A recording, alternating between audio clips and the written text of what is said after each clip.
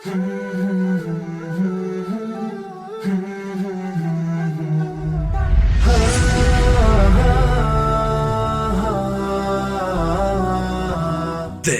is Between Classes, a Qurtuba Islamic Academy production.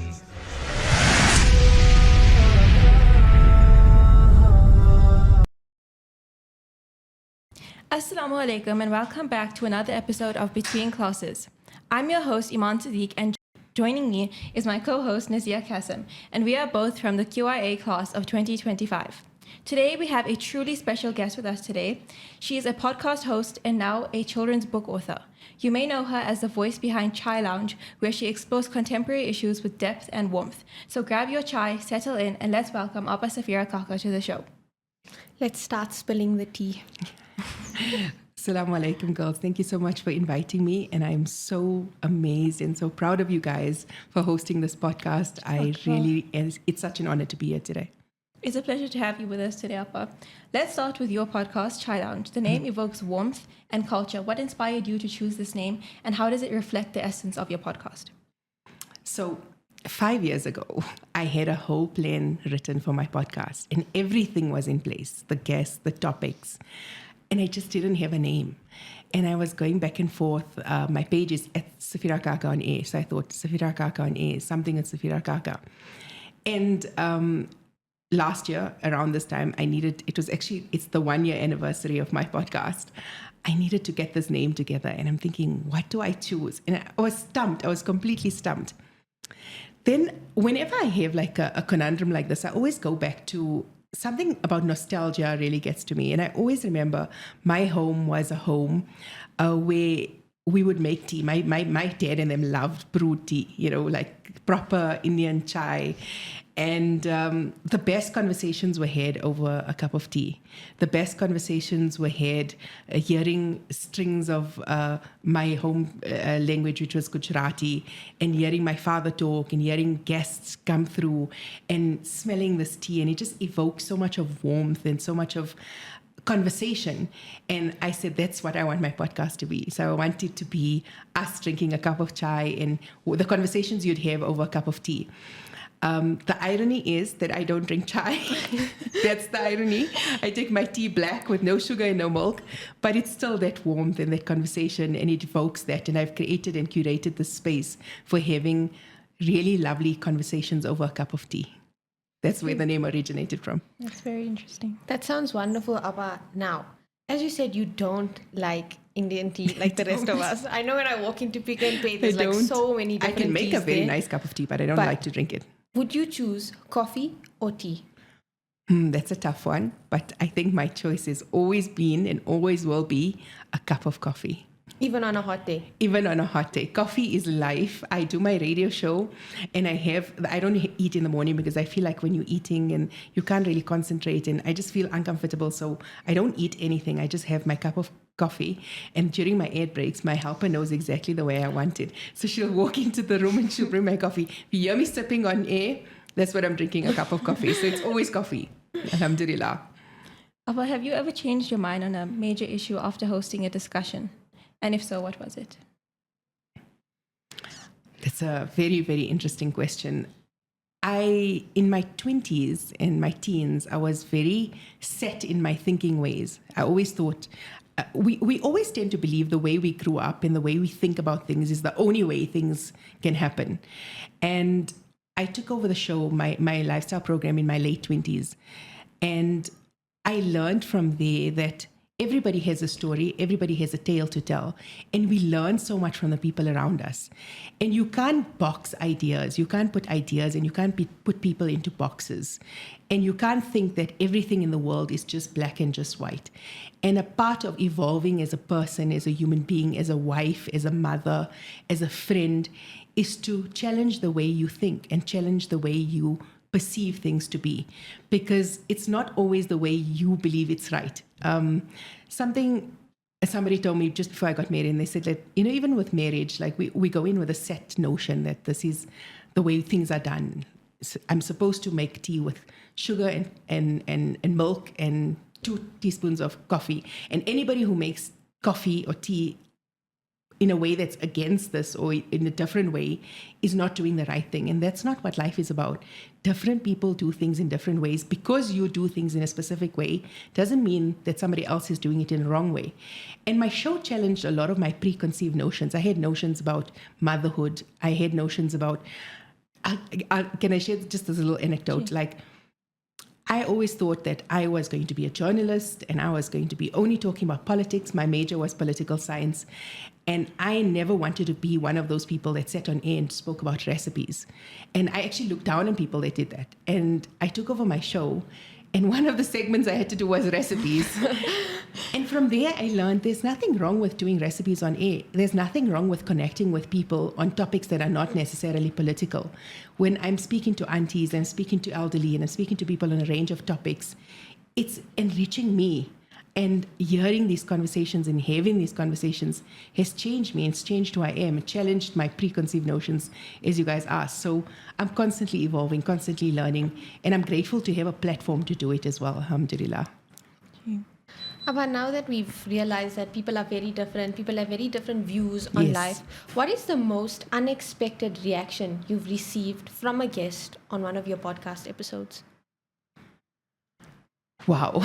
I think one of the unexpected notions was that we always perceive people's connection with Allah to be in a way that you have to look a certain way and you have to talk a certain way. And I've learned that sometimes the people that don't look a certain way or you don't perceive them to be a certain way often have the strongest connection with Allah Ta'ala.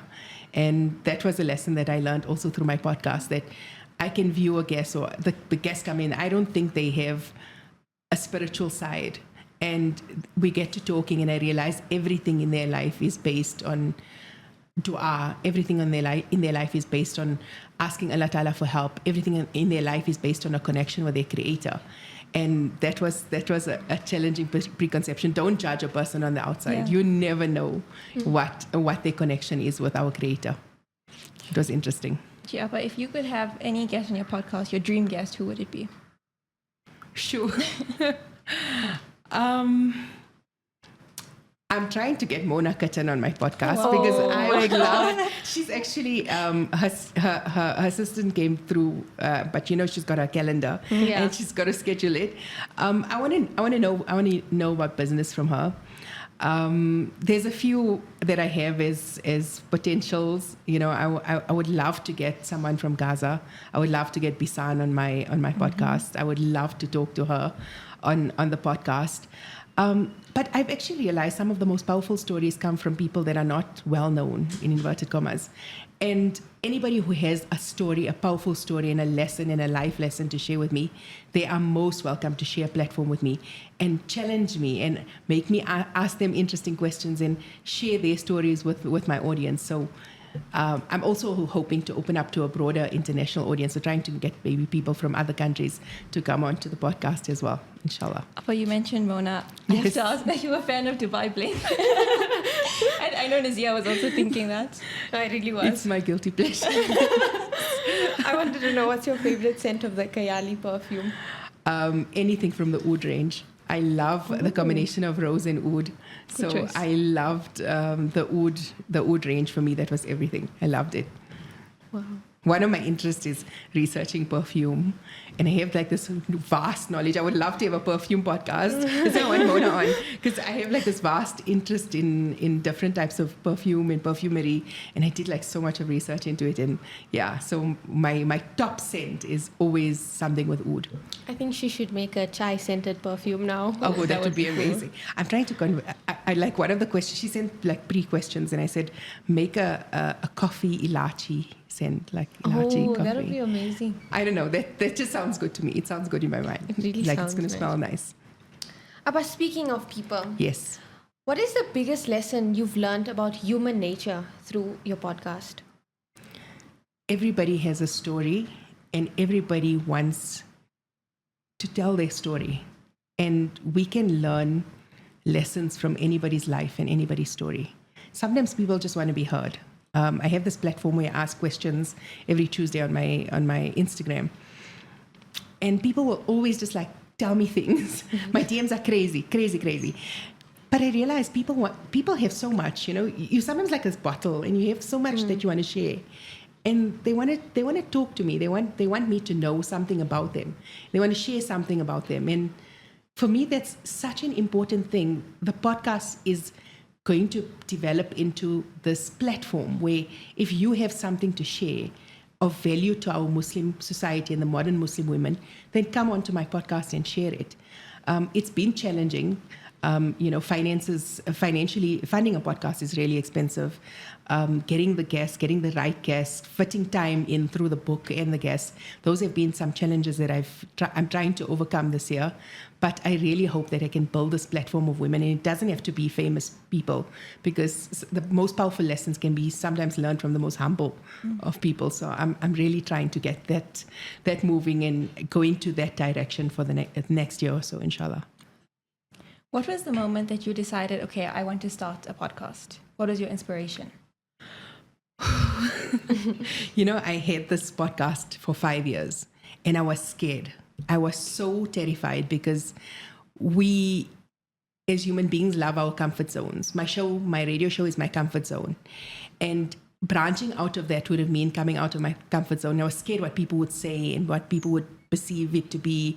And I was scared of doing this on my own. And I had to break through that fear. And 2024 was a very powerful year for me because I decided to change my mindset. I said, I'm going to be 40 this year. 2024 is going to turn 39. I said, if I don't do things now, if I don't overcome these fears, every year on year will just look the same. And I'm going to break these fears. Alhamdulillah, we started off the year with acceptance of Hajj. And it was such a boost for me that, okay, this was a dua of mine that I always wanted to do. It's accepted. And then I just got so much of encouragement from my family. My husband encouraged me. And I said, I'm going to do it. And I promise you guys, I was shaking like this in my first episode. I was like shaking. My sister was in the studio with me because she kind of, helped me with the first episode.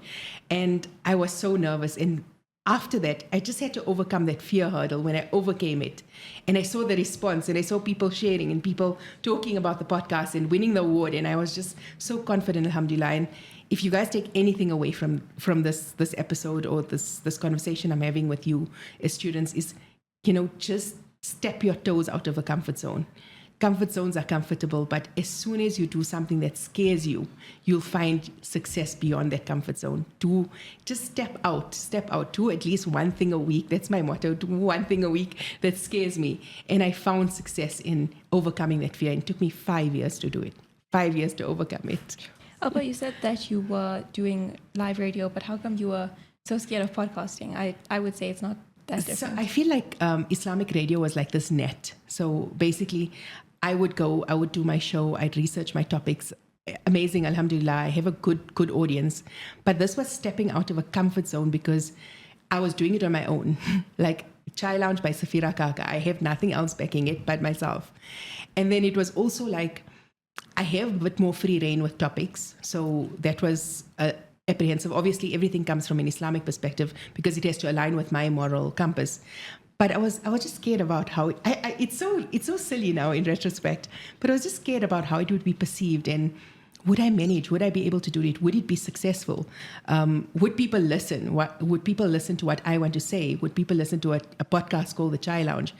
Who do I think I am? Because I'm the only Muslim woman in the podcast studio, in the studio that's hosting me. And I felt a bit like nervous and uncomfortable, but alhamdulillah, they were very kind, and they reassured me. But it was just that fear, those unnecessary fears, that self-doubt, that imposter syndrome that kept popping up, and that prevented me from taking the plunge earlier.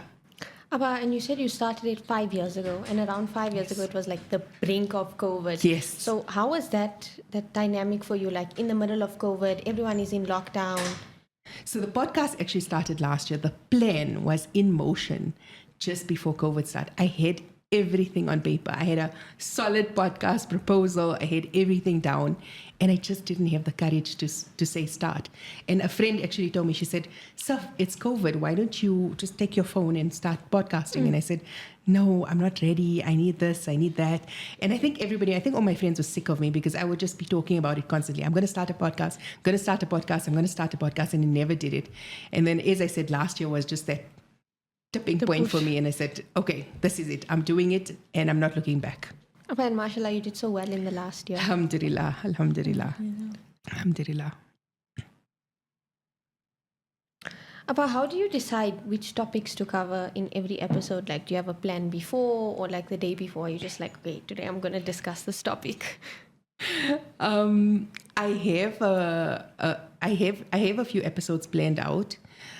So that was the original plan, was to do an episode every 2 weeks and to plan it with guests and to do it kind of an episode plan.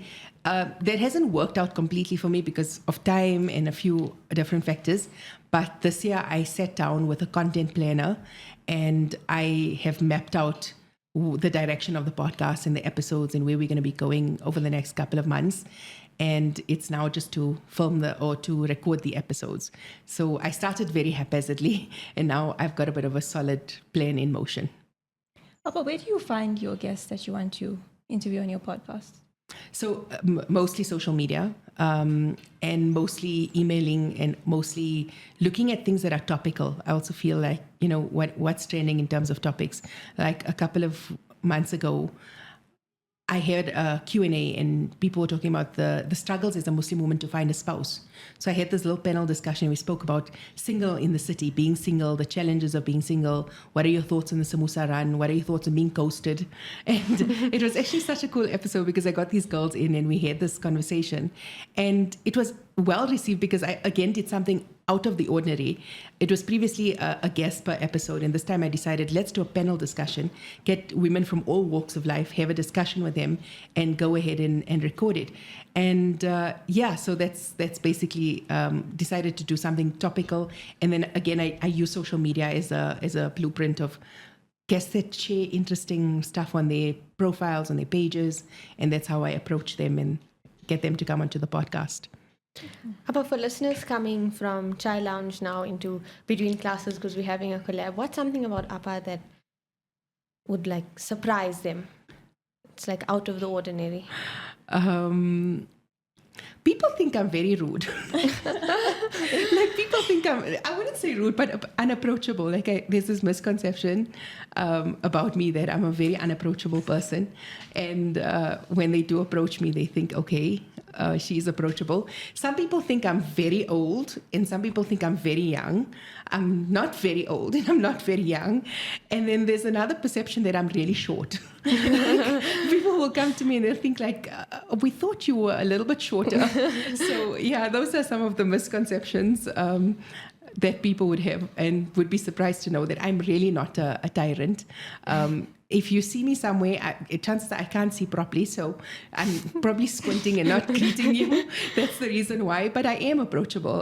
Approach me and I will be able to collab with you. You can share your business idea with me. I'll chat to you. But yeah, that's a few misconceptions that people have and would be surprised to know that they're actually misconceptions. Now let's chat about your children's book, The Mighty Watermelon. Congratulations on that. Thank you so much. Thank you. What was your experience like as a first-time author? Very tough. So again, I said 2024 was the year of just doing things. And my niece, who I see a lot of myself in her. So she loves to read and she was playing the one day and I was watching Mortaza's stories and, it was one of those horrific attacks on a camp. And I thought to myself, I need to write a story for her. I need to share a story with her to explain to her what's happening, but in a way that she would understand. And the story formulated in my mind. I wrote the story. I got encouragement from a dear friend. And I decided to self-publish it. I don't know why, guys. I don't know. It was very challenging. Self-publishing is something, again, it was completely out of my comfort zone. I was never a writer. I never wrote anything. So I went on to ChatGPT and I researched and I researched, how do you do this? How do you publish a book? I didn't even know the size of a children's book. I had to go and research, what are the sizes? What would we do without ChatGPT? What would we do? That answers everything fast. It's such an amazing tool because it can teach you so much. And I went into podcasts and I went into research. I found myself on Harvard's website the one day researching some paper about a children's book, how to write, how to formulate a children's book.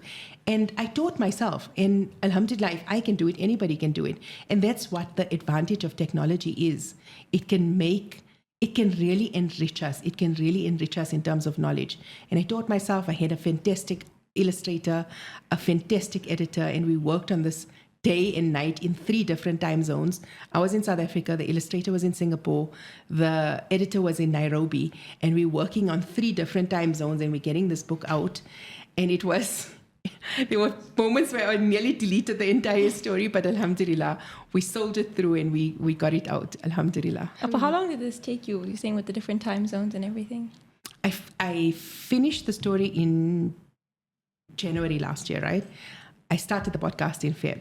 Then we got accepted for Hajj. So then it was all this prep for Hajj. And a lot of the finalization was done before Hajj. And then we also, I got the illustrator involved. And Hajj is very expensive. So all my savings kind of there was not a lot. I was trying to fund this particular story.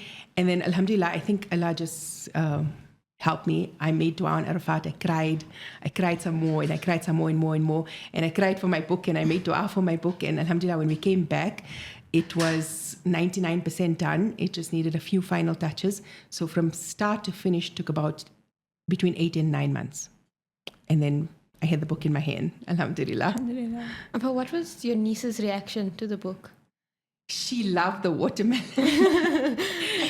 she looks at the pictures and there's a few people that attended the launch and she always watermelon party.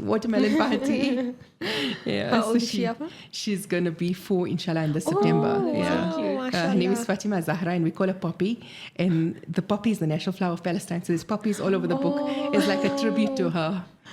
Wow. Yeah. I'm sure when she gets older, she'll appreciate it even more. I hope so. I really hope so. I hope it will just encourage her to also, I believe readers become writers, to continue reading and maybe one day write her own little story.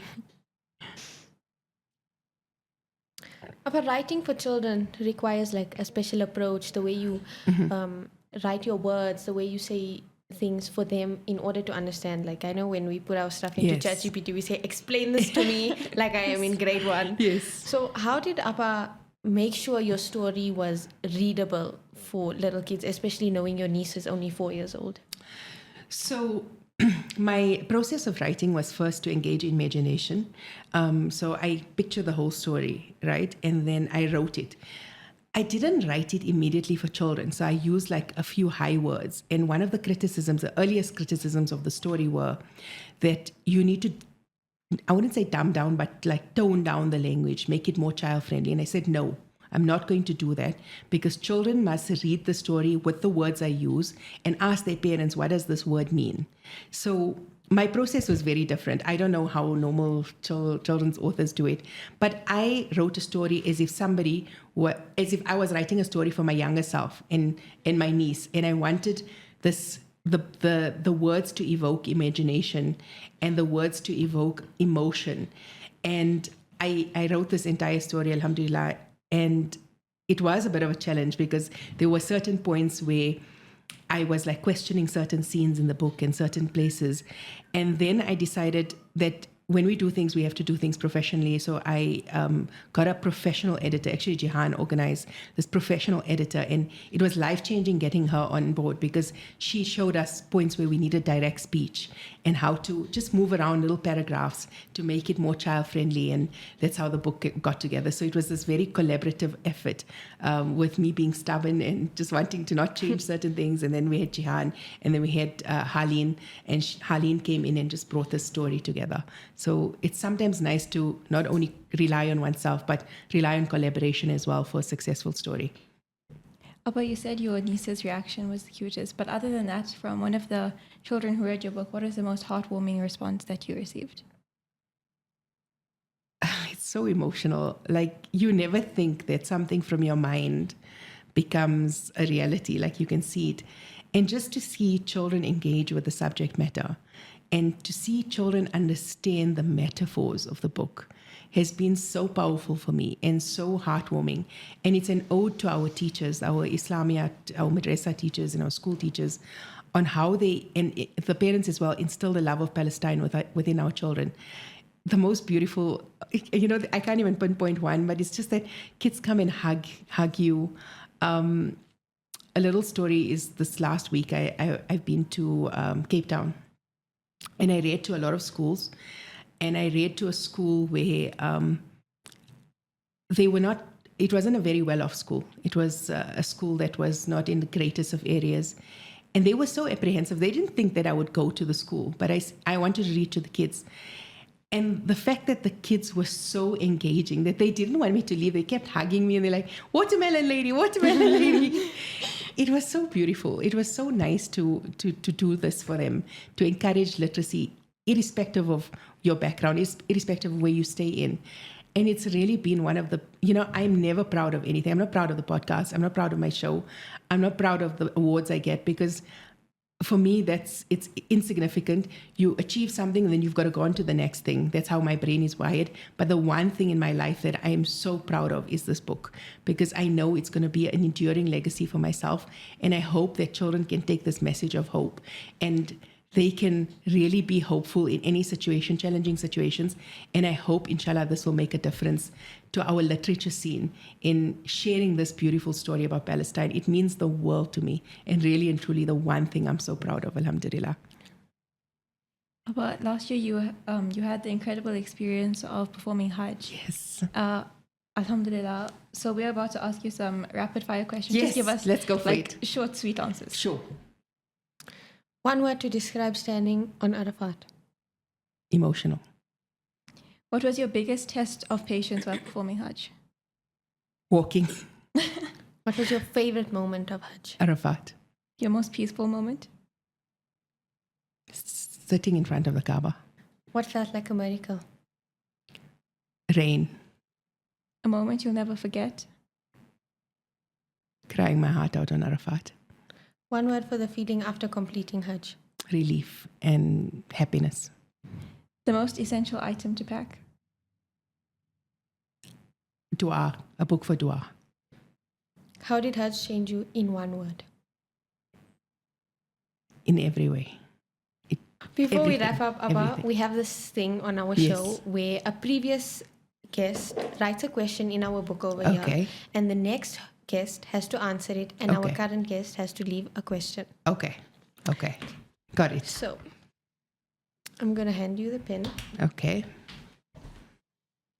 Do I first answer the previous question? Yeah. G. Okay, so what would be your first reaction when receiving positive news? That's the previous question. My first reaction would be to go into sujood and thank Allah. So that brings us to the end of today's episode. Abba Safeera, thank you so much for sharing your incredible Hajj experience with us, as well as your journey as an author and as a podcast host. You're welcome. It's been truly inspiring, and Naziha and I loved hearing it, and I'm sure our listeners did too. If you enjoyed this episode, be sure to subscribe, share it with friends, and let us know your thoughts. Until next time, take care and stay inspired. Assalamu alaikum. Wa alaikum salam wa rahmatullahi wa barakatuh.